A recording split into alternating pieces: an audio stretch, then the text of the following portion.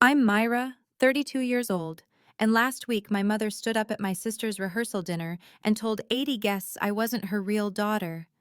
She said it with a smile, in front of everyone, while announcing she was paying for the wedding, with money I'd secretly been giving them for 10 years. The whole room turned to look at me. I could feel their pity, their whispers, the weight of public humiliation pressing down on my chest. And then I smiled back, because I knew something they didn't. 3 words later, my mother's face went white. Before I continue, if you're enjoying this story, please take a moment to like and subscribe, but only if you genuinely connect with it. Drop a comment telling me where you're watching from and what time it is there. Now let me take you back 10 years, to the day everything began. 10 years ago, I was 22, fresh out of college with an accounting degree and an entry-level job that barely covered rent. I thought I had my whole life figured out. My family looked picture perfect from the outside. Dad, Richard Sterling, had been a sales director for 20 years. Mom, Diane, was a homemaker who treated our family's reputation like her full-time job. And then there was Chloe, my younger sister. 18, golden-haired, effortlessly charming. She'd just been accepted into a prestigious university on the East Coast. The favoritism wasn't new. It had always been there, woven into the fabric of our family, like an ugly thread no one acknowledged. When I graduated college, my parents threw me a small dinner, 5 people. Mom said, "You don't like crowds anyway, Myra." I didn't argue. I never did. 2 months later, Chloe got her acceptance letter. They rented out a restaurant. 50 guests, a 3-tier cake. Dad gave a speech about how proud he was of his little star. I sat in the corner, clapping along with everyone else. "Chloe needs encouragement," Mom explained when I asked about the difference. "She's young, she needs support. You've always been able to take care of yourself." I told myself she was right. Chloe was the baby, she needed more attention. I was the older sister, steady, reliable, invisible. That was my role. I had no idea that in just a few weeks my father would call me with news that would change everything. News that would turn me from the invisible daughter into something else entirely, something they would spend the next decade pretending didn't exist. The second sign came a week before that phone call. I was visiting home for Sunday dinner when I overheard Mom and Dad in the kitchen. They were planning to buy Chloe a car. Not just any car, a brand new Honda Civic for her to drive at college. "She can't be taking buses," Mom said. "What would people think?" I thought about my own commute. 2 hours each way on public transit. Crowded buses, late-night walks from the station to my apartment. No one had ever worried about what people thought of that. I didn't say anything. I never did. Swallow it down, Myra. Keep the peace. That Thursday night, my phone rang at 11 p.m., Dad's number. His voice was different, smaller, almost trembling. "Myra, I need to talk to you, but you can't tell anyone, especially not Chloe." My father was a proud man. In 30 years, I'd never heard him sound like this. "Dad, what's wrong?" A long pause. Then, "I lost my job, Myra, 3 weeks ago. And our retirement fund. It's almost gone. Bad investments. I thought I could fix it, but—" His voice cracked. My father, the man who never showed weakness, who lectured us about financial responsibility, who looked down on anyone who couldn't handle their own affairs, was calling his invisible daughter in the middle of the night, begging for help. "What do you need?" I asked. "Just don't tell your mother I called. She's already so stressed. And Chloe has school to focus on." Even then, even in crisis, I was the one they could burden without guilt. What he said next would reshape our relationship forever, though I didn't know yet whether it would break us or bind us. Dad laid it all out over the next hour. He'd been let go without warning. Corporate restructuring, they called it. At 55, no one was hiring. He'd sent out dozens of applications. Nothing. The retirement fund was worse. Years ago, he'd moved most of it into what a friend called a sure thing. The sure thing collapsed. What was supposed to be their safety net had shrunk to almost nothing. "We're 3 months behind on the mortgage," he admitted. "If we miss another payment, they could lose the house." The next day, Mom called. Her voice was thick with tears. "Myra, your father told me he spoke to you. I know we shouldn't ask, but you're the only one who can help. Chloe's still in school, she can't work, and we can't tell anyone about this. You understand, don't you?" I understood. I always understood. "What do you need me to do?" "Just a little help each month, until your father finds something. We'll pay you back, of course. But Myra," her voice dropped, "no one can know. Not Chloe, not your aunts, not anyone. We can't have people thinking this family is struggling." I was making $52,000 a year. After rent, utilities, and student loans, I had maybe $800 left each month. They were asking for $10,500. I said yes anyway. "You're such a good daughter," Mom whispered. "The best. We'll never forget this, Myra. Never." I set up an automatic transfer that week. Every month, $10,500 would flow from my account into their retirement fund. I picked up overtime shifts, canceled my gym membership, stopped eating out. It was supposed to be temporary. It wasn't. Let me tell you what 10 years of temporary looks like. I worked 60-hour weeks. I climbed from junior accountant to senior accountant to accounting manager to chief financial officer at a mid-sized pharmaceutical company. Every promotion meant a bigger paycheck and a bigger transfer to my parents. I lived in the same tiny studio apartment for 7 years. No vacations, no new furniture. I wore the same interview suit to every job until the elbows wore thin. Every month, $2,500. Then $3,000 when I got my first real raise. Then $3,500. Like clockwork, like breathing, like it was just part of who I was. And my parents? They never missed a beat. Chloe got a new car when she graduated, then a down payment for her first apartment, then a designer wardrobe for her marketing job in Manhattan. Her birthday parties were legendary, catered affairs with champagne and live music. My birthdays? A card. Sometimes a phone call if Mom remembered. I wasn't invited to most family gatherings. "You're always so busy with work," Mom would say. "We didn't want to bother you." The math was simple. 10 years. 120 months. An average of $2,800 per transfer. Over $336,000. I paid for my parents' retirement while they told everyone they'd done it themselves. I sacrificed my 20s while they celebrated my sister. I kept their secret while they slowly erased me from the family portrait. And not once, not a single time in 10 years, did they say thank you. Not officially, not in front of anyone, not in any way that mattered. I told myself it didn't matter. Actions speak louder than words, right? They knew what I'd done for them. I was wrong. I was 32 when I finally looked in the mirror and saw what I'd become. Daniel and I had been dating for 2 years. He was kind, patient, and completely confused by the way I lived. One night he asked the question I'd been avoiding.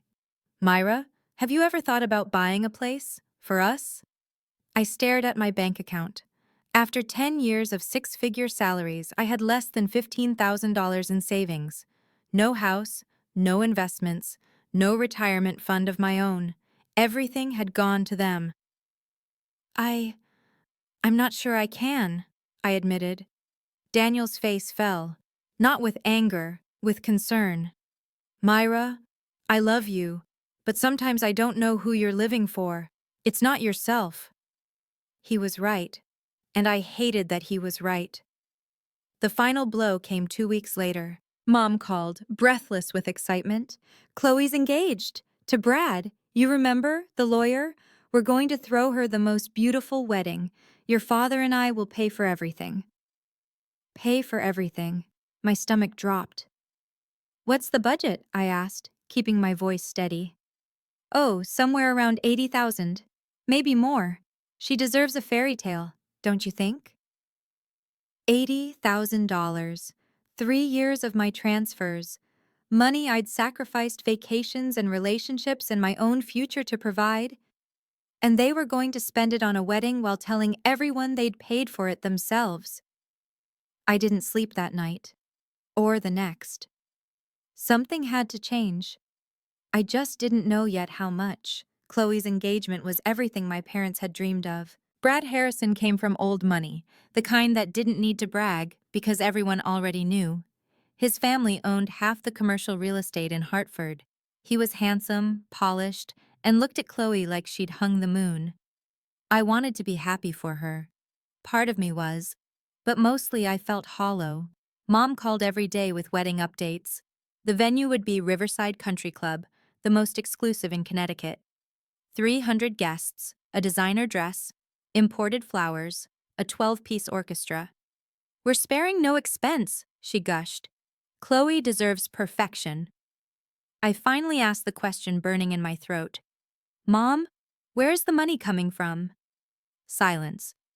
That's not really your concern, Myra. I think it is. Don't be difficult. This is your sister's special day. And I'm asking a simple question. Where is the money coming from? From us. From our savings. Why are you being like this? Their savings. The fund I'd been filling for a decade. Those savings, I said carefully. You mean the retirement fund? Myra. Her voice turned cold. I don't like your tone. We've worked hard our whole lives. We're allowed to celebrate our daughter's wedding. Which daughter? She hung up. I sat in my apartment, hands shaking. For 10 years, I'd stayed silent. I'd sacrificed. I'd told myself that family meant putting others first. But this wasn't family. This was erasure.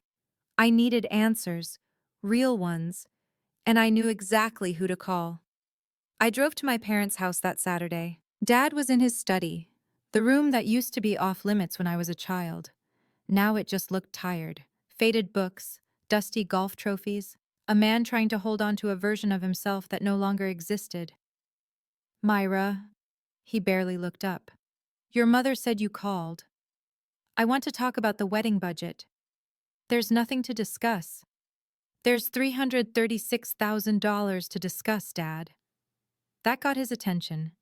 Excuse me? I've been transferring money to your retirement fund for 10 years. You know exactly where it came from, and now you're spending it on Chloe's wedding while telling everyone you saved for it. His jaw tightened. What do you want? A medal? I want acknowledgement. I want honesty. You want attention. He stood up, his voice rising. That's always been your problem, Myra. You do something nice, and then you need everyone to applaud. Chloe doesn't need validation for everything she does. Chloe hasn't done anything. She's brought pride to this family. She's given us joy. What have you given us? Money? He laughed bitterly. Money is easy. Being a daughter is harder. I felt like I'd been slapped. I've given you 10 years of my life, and we gave you 22 years of ours. We raised you, fed you, educated you. That money was your obligation. It's what children do. It was a gift, Dad, freely given, and you never once what? Thanked you? He sat back down, dismissive. Grow up, Myra. The world doesn't owe you gratitude. I left without another word, but I'd already made my decision. The next morning, I called Marcus Webb. Marcus had been my family's financial advisor for 15 years, distinguished, professional, discreet. He was the only person outside our family who knew the truth about those monthly transfers.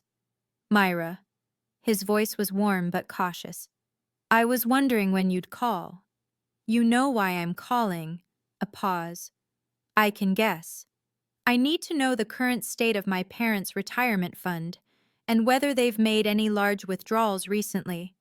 Marcus was quiet for a long moment.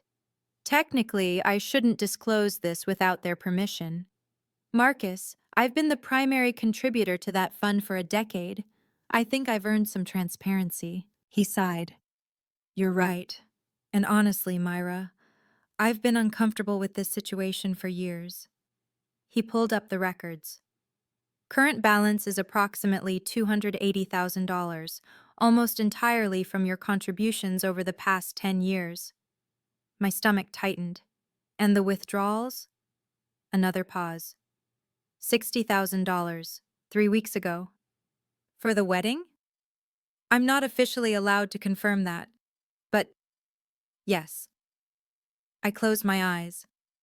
Marcus, what are my legal options here? Well, the transfers were classified as gifts. You can't reclaim them. He hesitated.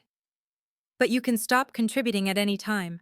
There's no contract, no obligation, just an automatic transfer that you control.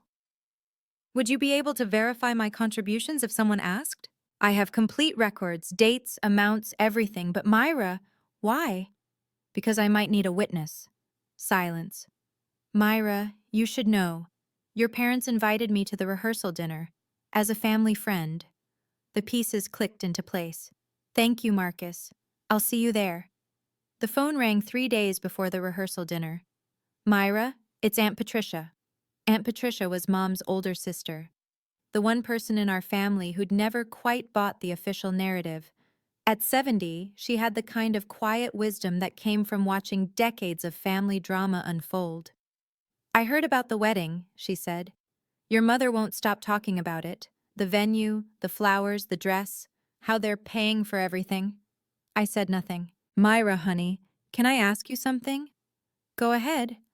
Where is that money actually coming from? My throat tightened. Why do you ask? Because I know your parents. I know they lost nearly everything in that investment scheme. I know your father hasn't worked in 10 years. Her voice softened. And I know you, sweetheart. I've watched you work yourself to the bone while Chloe gets everything handed to her. For the first time in years, I felt tears prick my eyes. Aunt Patricia, you don't have to tell me the details. But if what I suspect is true, if you've been carrying this family while they pretend you don't exist, I want you to know something. What? I see you. I've always seen you. And whatever happens at that dinner, I'll be in your corner. I took a shaky breath. How did you know? Because I'm the older sister too, Myra. I know what it's like to give and give until there's nothing left. A pause. And I know what it feels like when no one notices.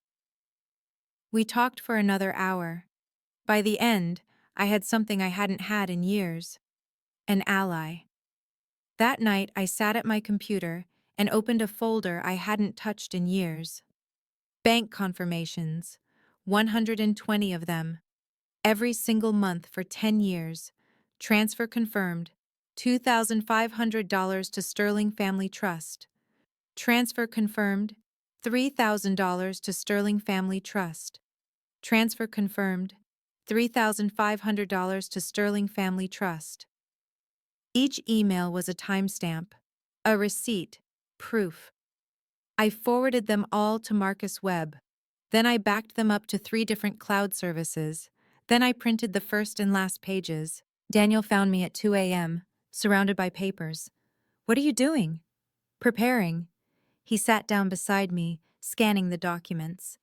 His expression shifted from confusion to understanding to something like awe. Myra, this is over $300,000. I know. And they never? No. He was quiet for a long moment. Then he took my hand. What are you planning? I don't know yet. I stared at the stack of papers. I've spent 10 years being silent, hoping they'd see what I'd done, hoping it would be enough to make them love me the same way they love her. And now? Now I realize that silence isn't a virtue. It's a cage I built for myself. I squeezed his hand. I'm done being invisible, Daniel. I'm done hoping my actions will speak for me. What changed? Mom called me not their real daughter to Aunt Patricia last week, while planning to spend my money on Chloe's wedding.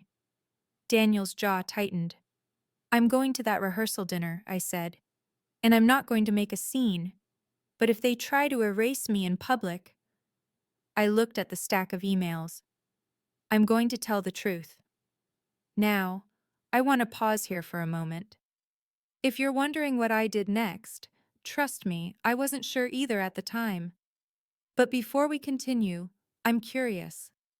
What would you do? Would you confront them publicly or try to handle it privately? Let me know in the comments. And if you want to find out what happened at that rehearsal dinner, keep watching. The Riverside Country Club looked like something from a movie. Crystal chandeliers hung from vaulted ceilings. Fresh peonies cascaded from every surface. Waiters in crisp white jackets circulated with champagne flutes on silver trays. The kind of elegance that whispered old money while costing new money fortunes. 80 guests mingled beneath soft golden light. Friends, family, colleagues. Brad's parents, immaculately dressed and impossibly poised. My parents' social circle, all designer dresses and practiced smiles. Daniel squeezed my hand as we walked in. You okay? Ask me again in an hour. I'd chosen my outfit carefully, a simple navy dress, elegant but understated. I wasn't here to compete with Chloe, I was here to survive. The first person I spotted was Marcus Webb. He stood near the bar, nursing a scotch, looking uncomfortable in his role as family friend. Our eyes met. He nodded almost imperceptibly. Then I saw Aunt Patricia at a corner table. She winked at me, a small gesture, but it steadied my nerves. Myra, you came! Chloe rushed over, champagne in hand, glowing in a white cocktail dress. She hugged me like we were close. We weren't. Of course I came. It's your rehearsal dinner. I'm so glad. Mom wasn't sure you'd show up. You know how you are with family events. How I am, like I'd been the one avoiding them. Wouldn't miss it, I said. She bounced off to greet other guests, and I was left standing in the middle of the room, surrounded by people who barely knew I existed. The chandeliers sparkled, the champagne flowed, everything was perfect. I had no idea that in less than 30 minutes, perfection would shatter. The clinking of a glass cut through the chatter. My father stood at the head table, champagne raised, my mother beside him in a silk dress that probably cost more than my first car. They looked like the perfect couple. Successful, generous, proud parents. May I have everyone's attention, please? The room quieted. 80 faces turned toward them. Diane and I want to thank you all for being here tonight. Dad's voice carried that salesman's warmth, smooth and practiced. 28 years ago, we were blessed with a daughter who has brought nothing but joy into our lives. I felt Daniel's hand find mine under the table. Chloe, Dad continued, you've made us prouder than we ever imagined. And Brad, he nodded toward the groom-to-be, we couldn't have asked for a better man to join our family. Polite applause. Brad smiled modestly. Then my mother took over. As many of you know, we've been planning this wedding for months. She laughed lightly. And I'm proud to say that Richard and I have taken care of everything. The venue, the catering, the flowers, all of it. Something cold settled in my stomach. We've saved our whole lives for this moment, Mom continued, her voice swelling with emotion. Because our daughter deserves nothing but the best. She paused. And then her eyes found mine across the room. We're paying for everything, she said, her smile sharp, because our real daughter deserves it. The room went still. Unlike some people. Every head turned to look at me. I felt the weight of 80 stares, the whispers starting, the judgment forming, and my mother just stood there, smiling, waiting for me to crumble. But I didn't crumble. I smiled back. The silence lasted 3 heartbeats. Then the whispers began. Who is she talking about? That's the older daughter, isn't it? Why would she say that? Poor thing. I could feel the room's pity pressing against me like a physical weight. The older sister, the forgotten one, the one who wasn't really family. Chloe stood frozen near the dessert table, her champagne glass suspended midair. Her face had gone red, embarrassment or shame, I couldn't tell. Brad was frowning, clearly uncomfortable. At the bar, Marcus Webb had set down his scotch. His expression was unreadable, but his eyes were fixed on me. Aunt Patricia was already halfway out of her chair. Daniel leaned close. "We can leave. Right now. Say the word." I shook my head slowly. Because here's the thing about being invisible for 32 years. You learn to watch, to wait, to calculate. And in that moment, watching my mother's triumphant smile, I realized something. This wasn't an accident. This wasn't a slip of the tongue. This was intentional. She'd planned this, chosen her words, waited for maximum audience.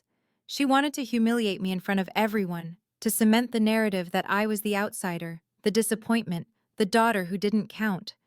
She expected me to cry, to leave, to prove her right. I thought about 10 years of silence, $336,000 in transfers, every birthday ignored, every sacrifice dismissed, and something inside me shifted.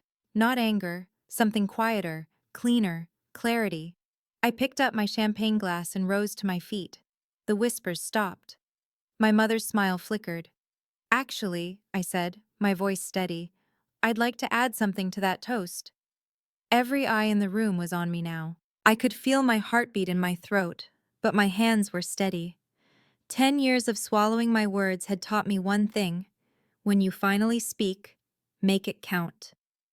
Thank you, Mom, for that memorable toast. I kept my voice pleasant, controlled. I especially appreciate being called not your real daughter in front of 80 people. That was a nice touch. Nervous laughter rippled through the crowd. My mother's smile was frozen. But since we're sharing tonight, I'd like to clarify one small detail. I turned toward the bar, where Marcus Webb stood motionless. "Mr. Webb, you've been our family's financial advisor for 15 years. Would you mind confirming something for me?" Marcus looked like a man caught between two oncoming trains. "Myra!" My father's voice was sharp. "This isn't the time." "Actually, Dad, I think it's exactly the time."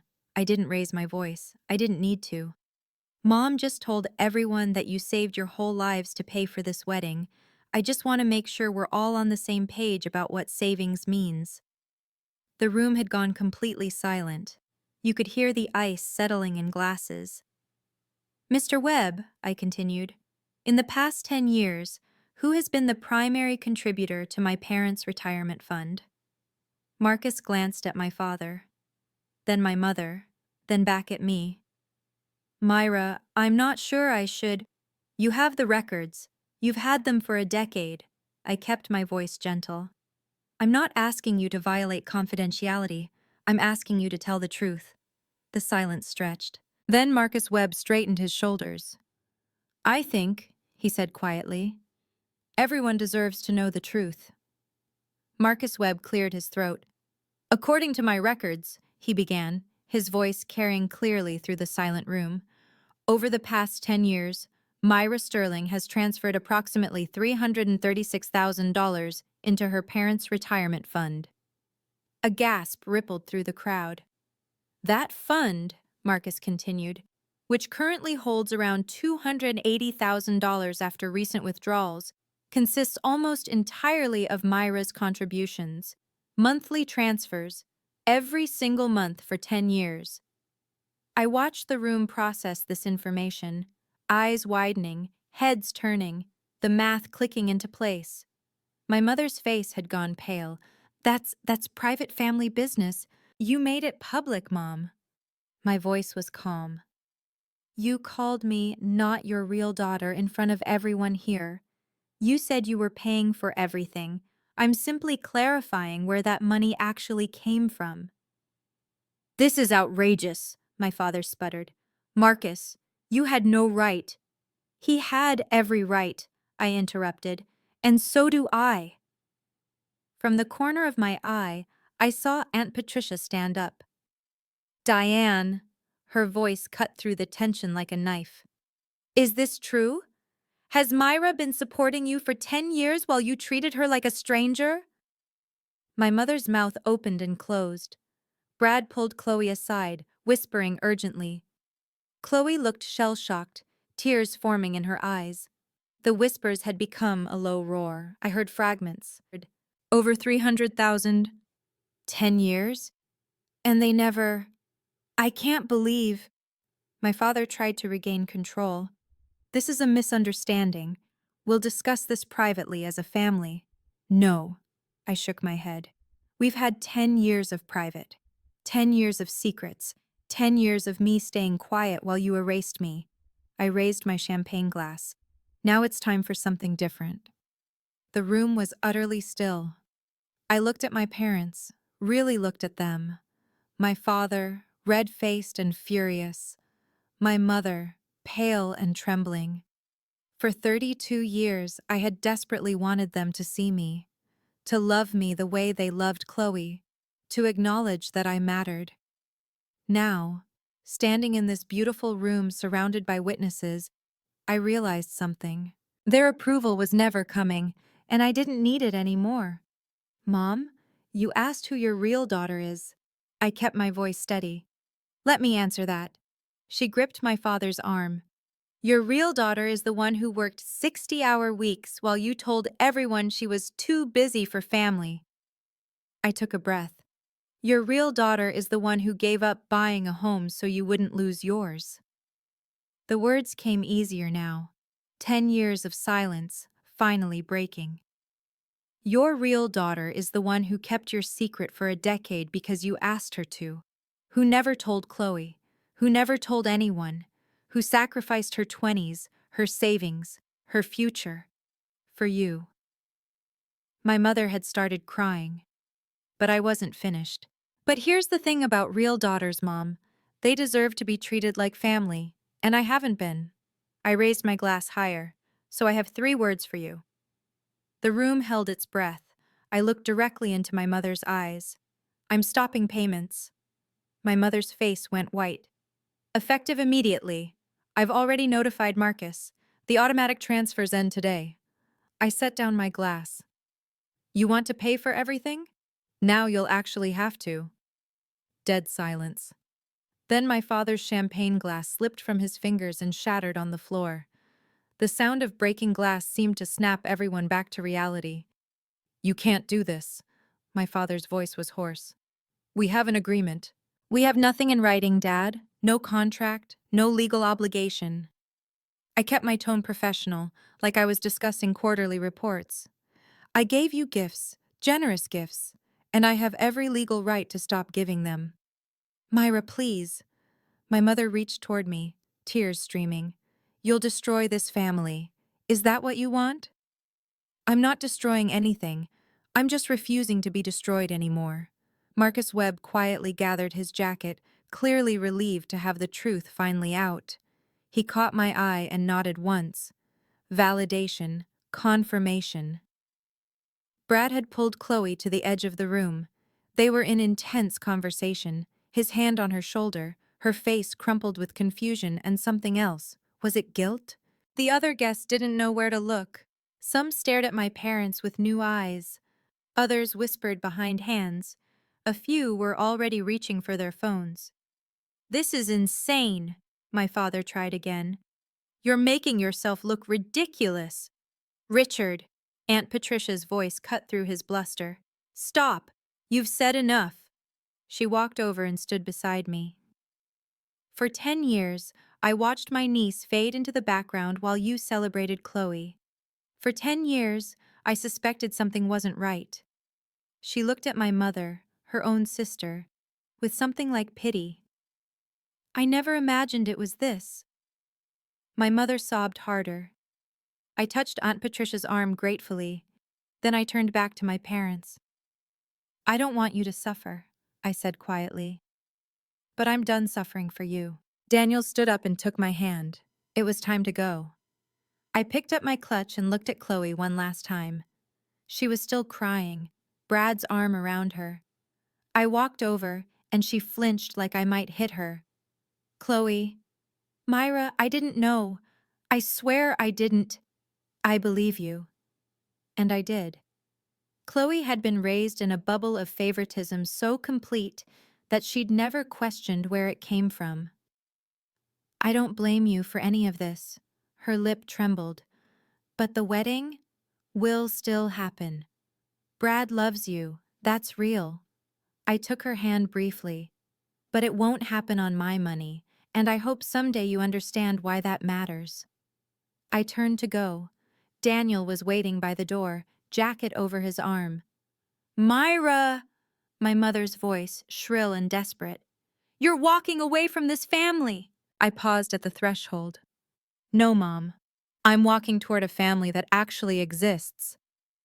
I looked at Daniel, at Aunt Patricia, who was gathering her things to leave with us. One that sees me, that values me, that doesn't need me to buy my way in.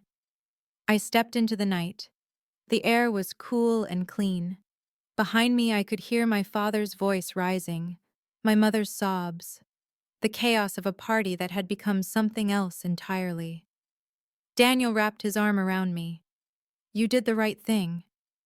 I know, but my voice cracked. So why does it hurt so much? Aunt Patricia caught up to us in the parking lot. She pulled me into a hug, warm and firm and completely unexpected.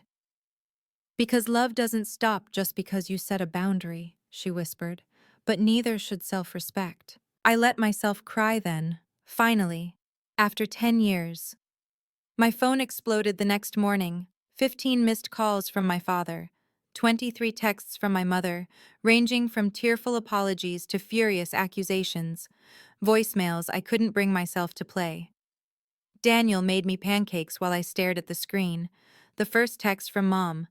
Myra, please call us. We need to talk. You've humiliated us. The fifth. I'm your mother. How could you do this? The 10th. If you don't call back, don't bother coming to the wedding.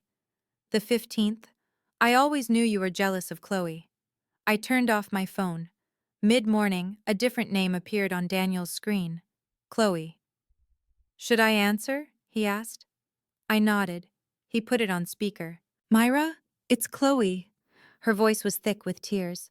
I know you're probably not answering your phone. I needed to ask. Ask what? Is my wedding ruined? Is it all going to fall apart because of... She stopped. I'm sorry, that sounds selfish. It's okay. It is your wedding. But Brad says he still wants to marry me. He says his family will help if needed. He says... She took a shaky breath. He says I should have known something was wrong, that I should have asked questions.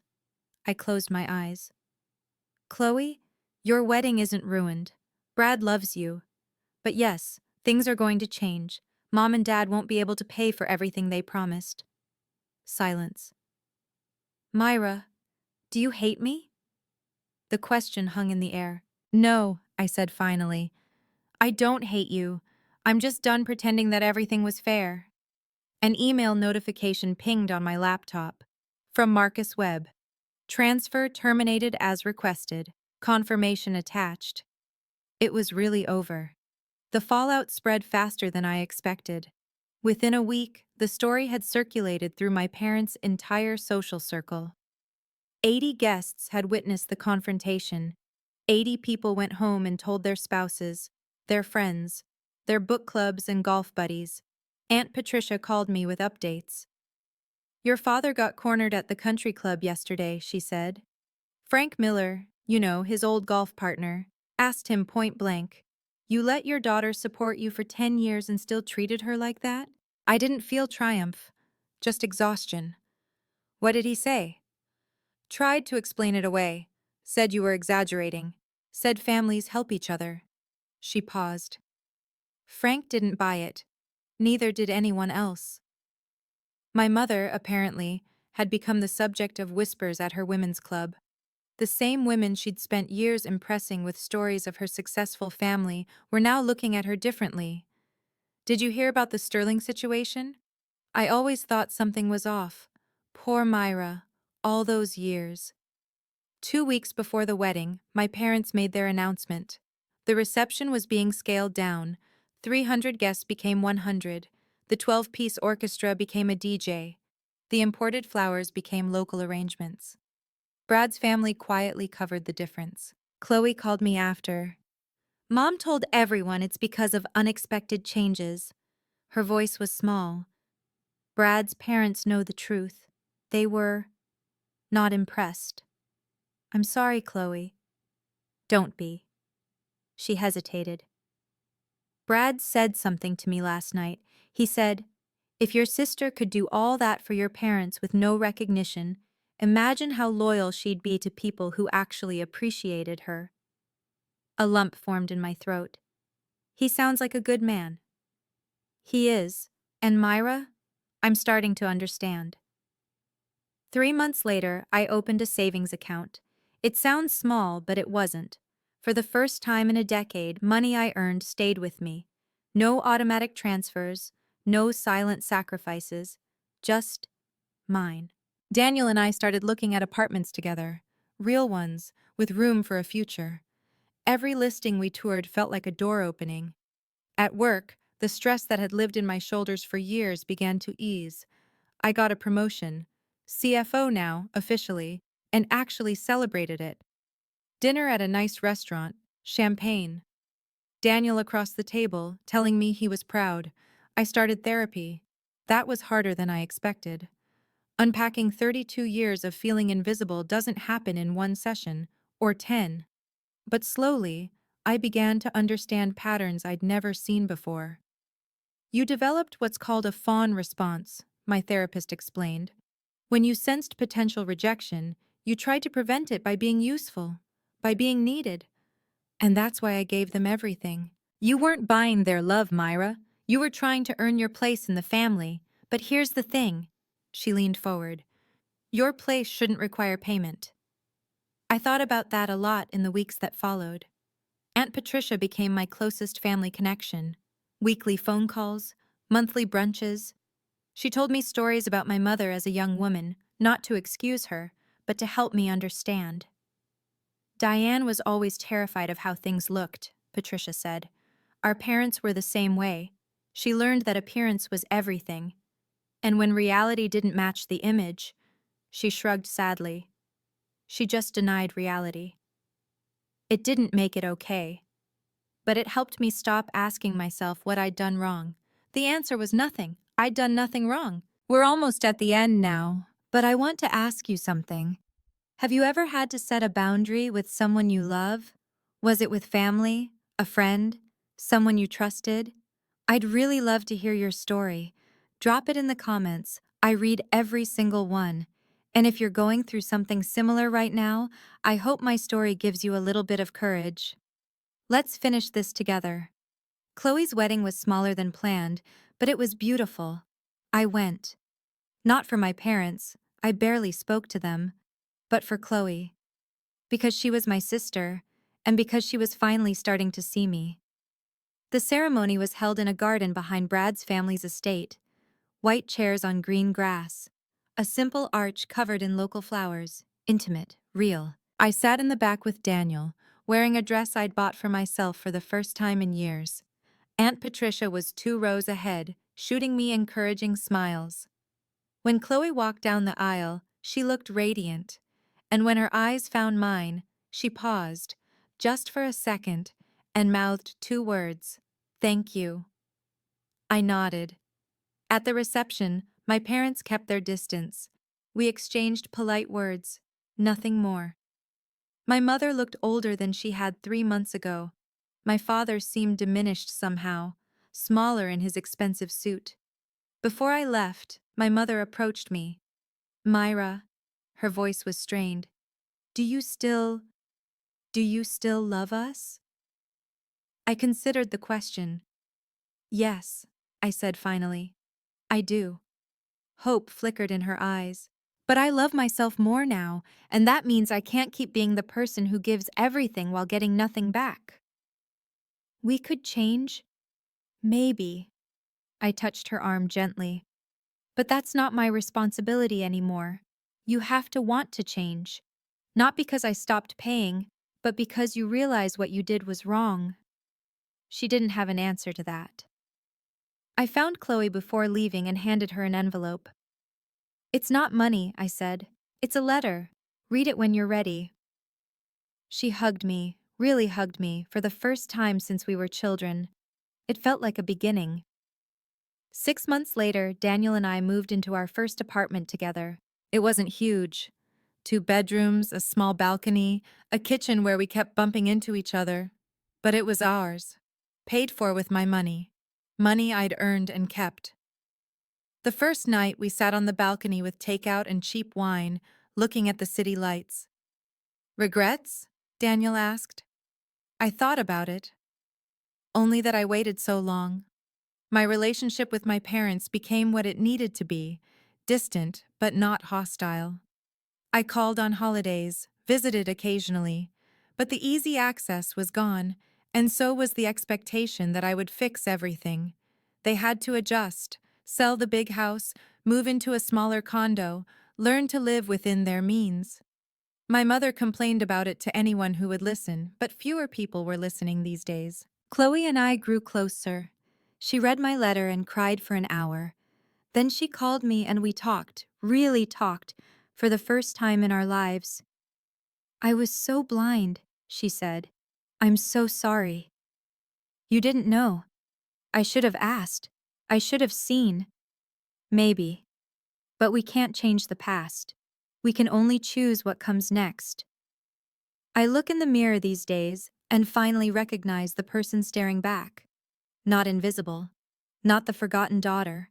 Not the one who gives until there's nothing left. Just Myra, 32 years old, figuring it out. And you know what? That's enough. It was always enough. I just had to stop waiting for someone else to tell me so.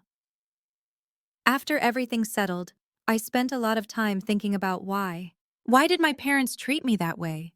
Were they evil, cruel, monsters? My therapist helped me understand something important. People aren't usually villains in their own story. They're just people, shaped by their own fears and wounds. My father lost his job at 55. For a man who built his entire identity on being a provider, that was devastating. He couldn't handle depending on his invisible daughter, so he rewrote the narrative. I became obligation, not sacrifice. My support became duty, not generosity. It was easier than admitting he needed help. My mother was more complicated. She'd grown up in a household where appearance was everything. When I was born premature and sick, I think some part of her resented me for disrupting her perfect family image. Chloe came later, healthy, beautiful, easy. The daughter she'd imagined having. Admitting what she'd done to me would mean admitting she'd been wrong for 30 years. Easier to deny. Easier to pretend. None of this excuses them. Understanding isn't the same as forgiving. But it helped me stop asking the question that had haunted me my whole life.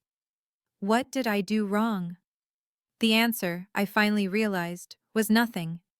I didn't do anything wrong. I was born to people who weren't equipped to love me the way I needed. That was their failure, not mine. And staying silent, giving endlessly, hoping they'd eventually see me. That was me trying to fix something that was never my responsibility to fix. You can't earn love from people who don't know how to give it. But you can learn to give it to yourself. That's the lesson I wish I'd learned 10 years earlier. So what about me? What was my mistake? I think I believed that if I just gave enough, loved enough, sacrificed enough, I could finally earn my place at the table. That actions would speak louder than words. That someday, somehow, they'd look at me and see what I'd done. That was my weakness. And they exploited it, maybe not consciously, but consistently. I was terrified of being abandoned, of being confirmed as unlovable. So I made myself indispensable instead. I thought being needed was the same as being wanted. It wasn't. If you're watching this and something resonates, if you recognize yourself in my story, I want to tell you something. You don't have to burn yourself down to keep others warm. Your worth isn't measured by what you sacrifice. Setting boundaries isn't selfish, it's survival. Silence isn't peace.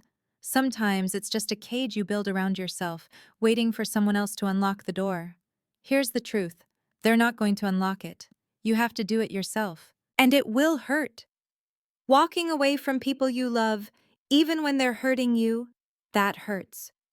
Choosing yourself when you've spent your whole life choosing everyone else, that hurts too. But staying hurts more. I know because I did it for 10 years. So if you're in that place right now, wondering whether you deserve better, let me answer that for you. Yes, you do. Not because I say so, but because it's true. And the moment you start believing it, really believing it, everything changes. I'm not angry at my parents anymore. I'm not trying to punish them. I'm just finally, for the first time in my life, putting myself first. It's not revenge, it's healing. And I'm just getting started. Thank you for staying until the end. If this story touched you in any way, I'd love to hear from you. Drop a comment, share your own experience. I read every single one. If you haven't already, please like and subscribe. It means more than you know. And check out the description below for more stories like this one. I think you'll connect with them too.